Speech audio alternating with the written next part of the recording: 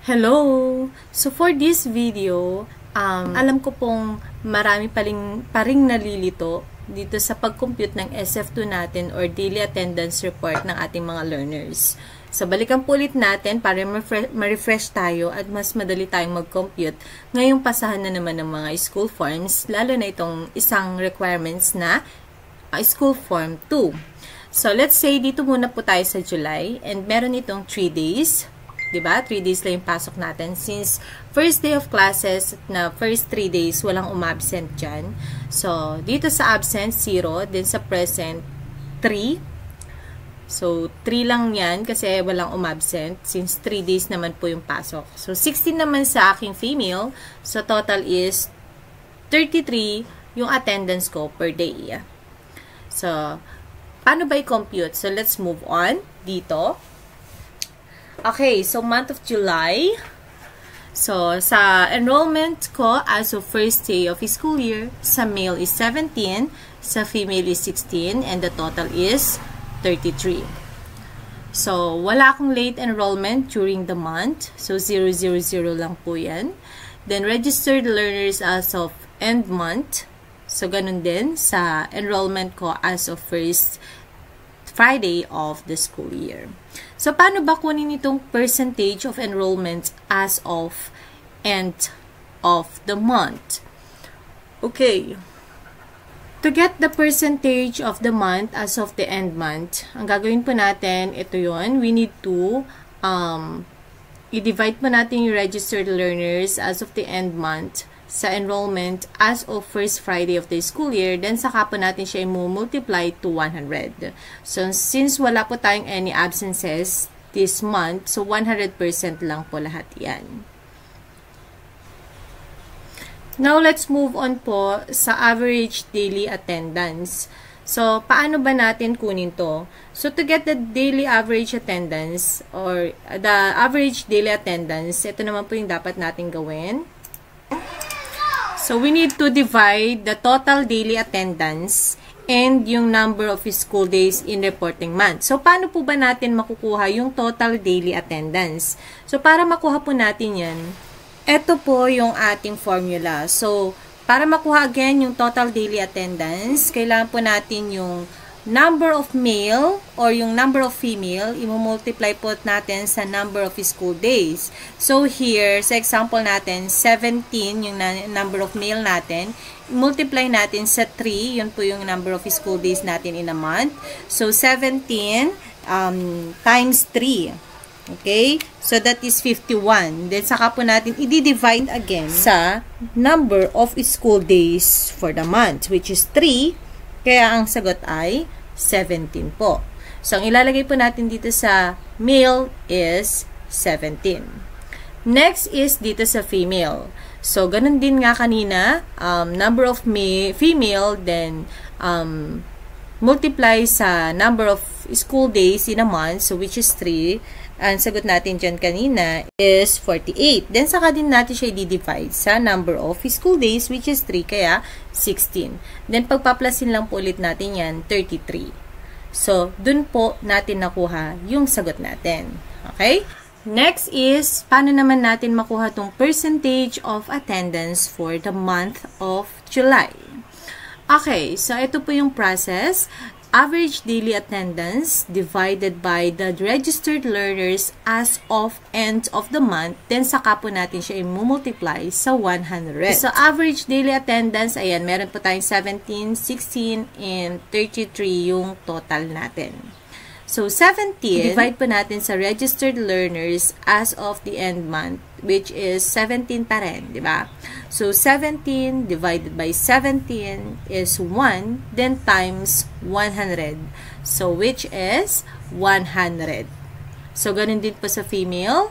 16 divided by 16 times 100 is 100. So, total is 100. Dito naman po sa number of students absent for 5 consecutive days, NLS, transferred out and transferred in, 0 na lang lahat yan since I don't have any transferred out and transferred in this month and wala rin 5 days consecutives kasi 3 days lang naman ang July.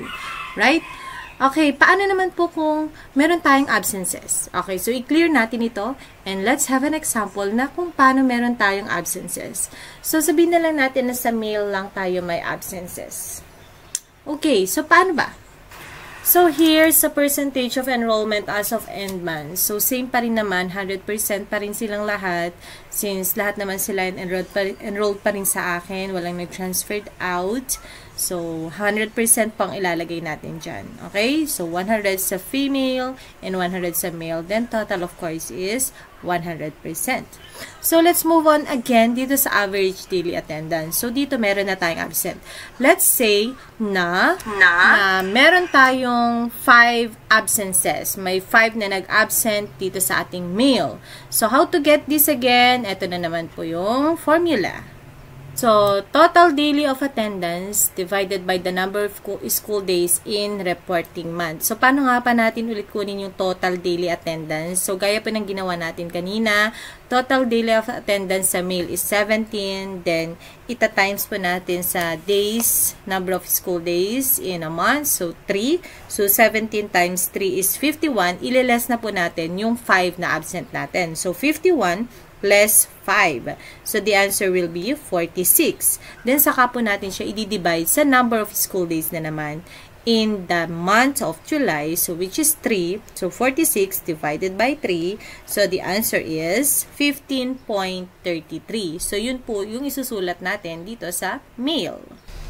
So, here naman sa female, since for example, wala na tayong absences dito sa female, so, ganun lang din po yung gagawin natin. Total daily attendance is 16. Then, i-times po natin sa 3. So, 16 times 3 is 48. Then, saka po natin, i-minus yung absence, pero since wala, i-divide na lang po natin siya into 3. So, 48 divided by 3 is 16. So, yun po yung ilalagay natin dito sa females. Then, saka po natin siya ito-total. Ipag-a-add lang po natin yung 15.33 and yung 16. So, the answer is 31.33. Yun na po yung total average daily attendance natin. So, let's move again naman sa percentage of attendance for the month. Okay, so paano po ba kunin ito? Ito po yung ating formula again. So, average daily attendance divided by 2 registered learners as of end of the month times 100. So, napakasimple lang po nito. So, 15.3 sa male or 15.33. Then, saka po natin siya i-divide sa 17, which is the enrollment or the registered learners sa male. Okay? Then, ang sagot po dyan ay 0.90 sa 18. So, i-times lang po natin siya sa 100, magiging 90.18. So, round off na po yun. So, the answer will be 90.18. So, sa female, ganun din po. So, average daily attendance sa female is 16 divided by 16 pa rin. And then, saka po natin siya ita-times sa 100. So, the answer is 100. So, sa total po is, ipag-a-add po natin sila. 100 plus 90.18. Saka po natin sila i-divide into 2. Okay? So, the answer will be 95.09. So, yun na po yung ating percentage of attendance for the month. O, diba? Ang dali lang. Then, here na sa baba, puro 0-0 na po yan. Kasi wala naman po akong transferred out or transferred in. Pero kung meron pa sa inyo, enter nyo na lang po. So, I hope nakatulong po itong video na ito para sa inyo. And, please like, subscribe, and pakishare na rin po sa inyong mga ka-teachers. Thank you!